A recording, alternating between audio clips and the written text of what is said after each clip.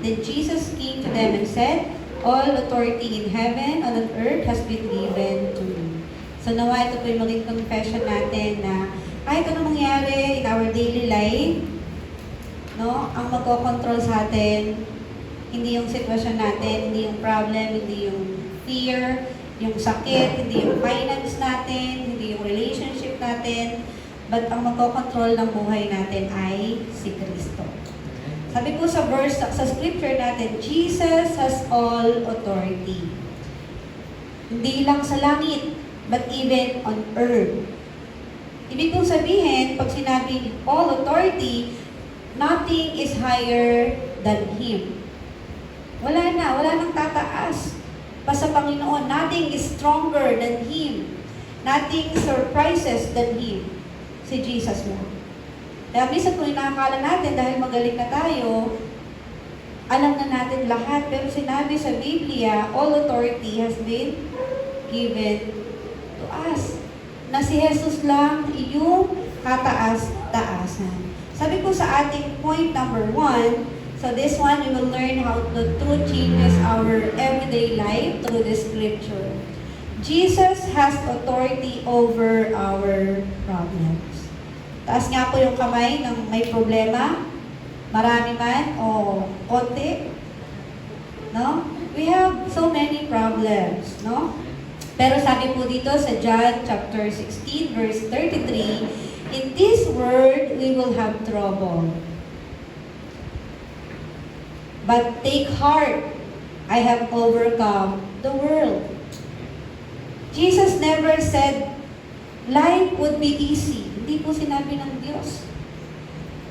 But He said, I have overcome the world. Even Jesus, no, nag-sacrifice siya, even yung physical body niya naghihirap din.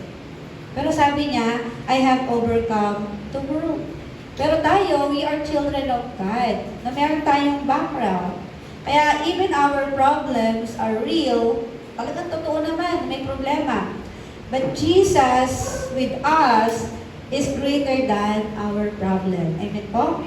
Amen. So minsan, no, ang ating kaisipan, yan, Christian naman yan, pero they cannot control situation, problem. But again, problems are real. That's why we need Jesus. No problem do not control our future. Pero yung Panginoon, He prepared, He controlled everything, even our future. Kaya po, pinapakita dito sa atin, sa physical nating buhay, yung situation natin, temporary lang yan. Pero yung authority na binigay sa atin ng Diyos, eternal. At yun po yung kailangan nating maunawaan at makita. Ano ba yung kaya mong gawin when I am with God?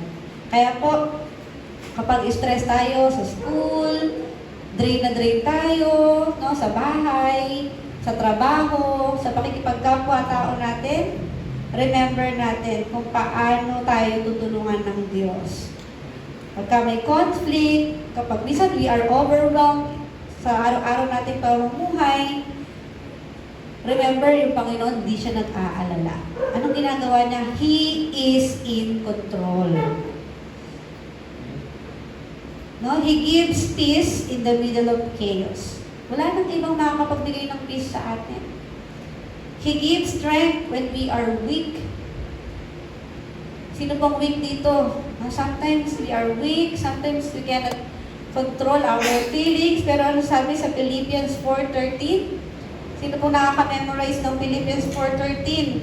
I-confess nga po natin, i-declare natin, I can do all things through Him who gives me strength.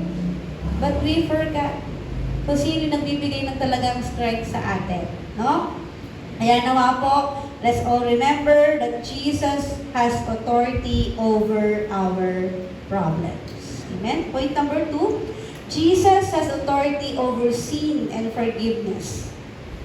Colossians chapter 1, verse 13 to 14, for He has rescued us from the domination of darkness and brought us into the kingdom of Son He loves, in whom we have redemption and the forgiveness of sin. Before Christ, no, dumating sa buhay natin, we were under sin. Tama po? And we don't have any choice kasi we don't know the truth. We are separated from God. But Jesus, sabi sa scripture, balik po tayo, has His authority. Siya lang yung may authority o may kakayanan to rescue us. To forgive us. Ano pa po? To give us new life. Kaya yung sinabing authority, hindi lang siya basta power. Kaya niyang mag-control, kaya niyang magbago. Even our life, even our future. Kaya po, yung kasalanan, hindi siya magsasabi na ikaw makasalanan ka. Hindi siya magsasabi ng final. O mag-conclude na dahil ay makasalanan na tayo forever. Pero yung Panginoon, the moment we receive Jesus, He controls our life. Kaya po, even our fast will not define us. Pero anong ginawa ni Jesus? He redefines us. Kaya kung ano man yung past natin, whether we are good or bad person in our past, hindi yun yung magde-define sa atin. Simula nung tinawag tayo ng Diyos, may purpose na yung buhay natin. Kaya po sometimes, we fall into same mistake, naakala natin, parang hindi tayo papatawarin ng Diyos because of that mistake. Remember, binayaran na ng Lord lahat. He finished everything. He paid, the price. Kaya nandito tayo ngayon. Ano pong ginagawa ng Panginoon sa atin everyday? Paano niya tayo tinutulungan? Unang-una, He gave us forgiveness. Kahit makasalanan tayo, pinatawad tayo ng Diyos. He gave us a new beginning. O nadama ka na naman, tayo ulit. Restart ulit. Sabi po sa 2 Corinthians chapter 5:17, madalas na natin itong naririnig, no? If anyone is in Christ, the new creation has come. The old is gone, the new is here. So we are a new creation. Sometimes we forgot na anak pala tayo ng Diyos. Sometimes sa everyday life natin, nalilimutan natin yung purpose ng buhay natin, kung sino ba talaga tayo. But again, this morning, God reminded us that we are a new creation. He controls. Siya yung kikilos sa atin. Point number 3, Jesus has authority over fear and life uncertainty. Isaiah chapter 1, verse 10, So do not fear, for I am with you. Do not be dismayed, for I am your God. So minsan, iba yung kino-confess natin. But thank you, Lord, because there is a word of God na nagre-remind sa atin na you're not okay, you're not happy, may takot ka, may pangamba ka. Anong pangako ng Panginoon? I am with you. Because I am your God.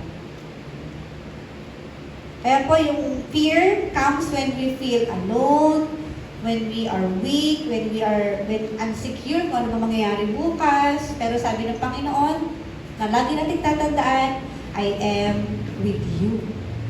Kasama natin yung Diyos. Sabihin mo nga sa katabi mo, kasama mo ang Diyos. Kaya nawa, everyday, kahit hindi man tayo okay, let us confess, declare, kasama ko ang Diyos. Even sa loob ng pamilya, paalalanan natin na, kasama mo ang Diyos. Everything will be alright. Amen?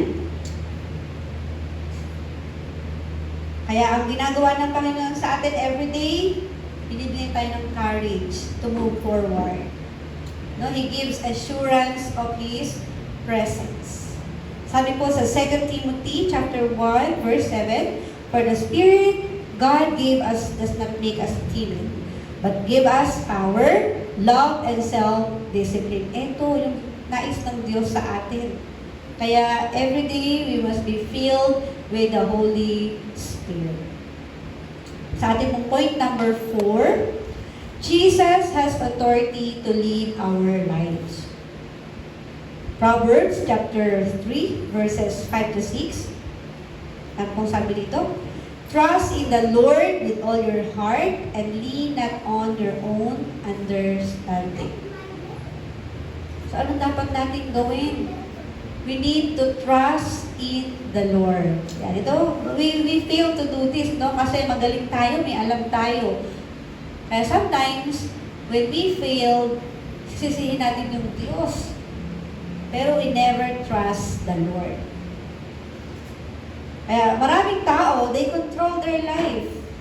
Yung plano, dapat ganito, dapat ito yung maging buhay natin, ito yung maging decision natin, kasi ito yung gusto natin in the future. Pero alam niyo po, yung totoong peace, saan siya magagaling? When we surrender to Jesus' authority. Kaya po yung ating understanding, yung pag-unawa natin, limited lang. Kaya we are praying for wisdom na nanggagaling sa Diyos. Kasi yung wisdom ng Panginoon, perfect. Kaya po yung pag-surrender natin sa Panginoon, yung pag-iyak natin sa Panginoon, hindi siya nagpapakita na mahina tayo. Ito po ay nagpapakita that we trust God. And sometimes we choose kung ano yung gusto natin, yung career natin. Ginagawa lang natin kung ano yung gusto natin sa buhay natin.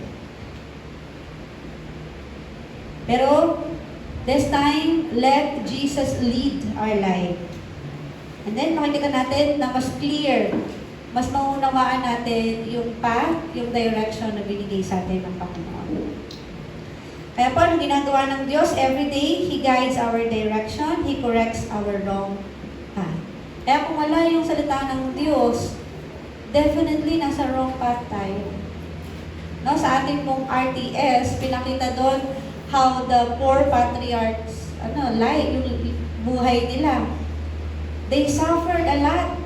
Hanggang sa nawala, they also have mistake, madami silang ginawang mali. Pero sabi doon, kung talagang people of the covenant ka, ibabalik ka ng Panginoon. So we are blessed kasi kahit na minsan ang hirap sumunod, ang hirap gawin ng gusto ng Diyos, bakit nandito tayo? Kahit tayo lang. Doon natin makikita na tayo pala yung taong pinagpala ng Diyos. Si Isaac and Ishmael, magkapatid sila, di ba? Sa nanay. Tama? Ay, sa tatay. Sorry. Pero, pinagpala si Isaac, siya ay people of the covenant. Nasa linya siya ng taong may covenant. Pero si Ishmael, anong nangyari sa kanya? Tinanggal siya kasi hindi siya people of covenant. So, ganun din tayo. Kahit anong pilit natin, kung hindi tayo, tao ng covenant, aalisin tayo. Pero we are blessed. Inisip ba natin, bakit sa dami-dami ng tao, nandito ako sa Remnant Angeles Emmanuel Church, pwede naman ako sa big church. Kasi ang talented ko, ang galing ko. Isipin natin, mas magagamit ako kapag nandun ako. Pero bakit nandito tayo sa Remnant Angeles Emmanuel Church? Nakakunti lang tayo, minsan meron, minsan wala. Pero nawa makita natin ano yung plano ng Panginoon, bakit nandito tayo. Amen? Psalms chapter 32 verse 8, I will instruct you and teach you in the way you should go. Kaya sa salita ng Diyos, makakareceive tayo ng answer. Bakit ako nandito?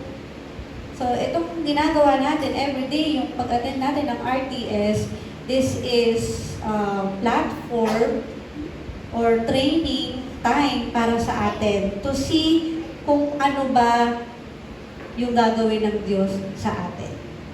Kaya po yung faith, hindi lang siya naniniwala ako na mabuti ang Diyos, hindi lang po yun.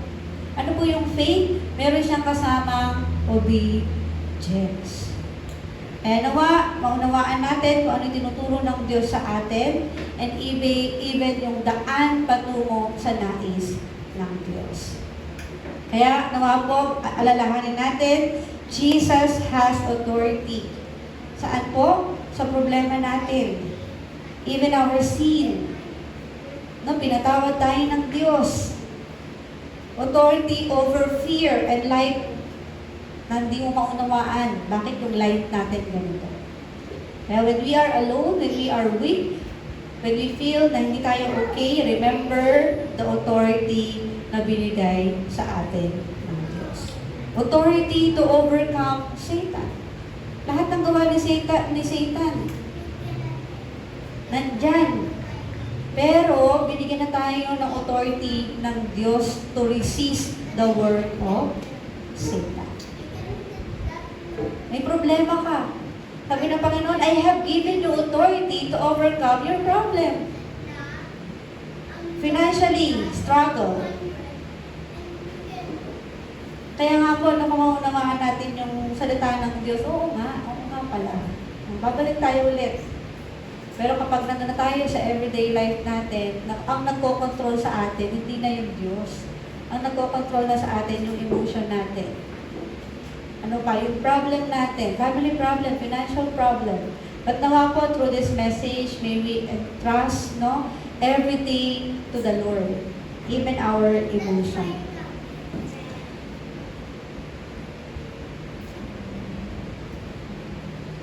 For our conclusion po, live under His authority. Live under His authority. Hindi authority ng pamilya natin. Hindi authority ng mundong ito. But we will live in the authority of Jesus. Because Jesus has all authority. Wala nang lalagpas pa sa kakayanan ng Diyos. No, you don't have to live in fear. Sa kasalanan. Hindi kailangan mag-stay sa kasalanan. You don't have to carry our burdens alone. Kaya po, nasabi sa Matthew 11:28, come to me, all you who are weary and burdened, and I will give you rest. Ito yung pangako ng Diyos sa atin. When we follow, may nakahandang sagot yung Diyos sa atin. But sometimes, we don't follow. That's why we don't see the answer. Jesus is not just a Savior. No? When we see the Bible, hindi lang si Jesus tagapagligtas. He is the Lord of our daily life. Kaya kapag meron tayong problem, He is in control. Kapag meron tayong sin, He forgives. In times that we are feared, He strengthens us. In times that we are unsecure sa ating future, He leads. Yun, may sagot agad yung Diyos. Kaya nawa, may we always live in the authority of Jesus. If Jesus has all authority, then the best place to be is under His authority. There's no other place. There's no other place na pupuntahan natin. Hindi yung partner natin, hindi yung anak natin, hindi yung mga tao na ubuti sa paligid natin. Kundi, the best place is under the authority of Jesus Christ. Na very simple lang po itong message natin, but I pray na we are always be filled with the Holy Spirit, na mas maunawaan natin God may give us wisdom and knowledge to understand how precious we are because God given us this authority. Again po, all authority belongs to Jesus. Amen? Sige po, tayo po yung manalangin.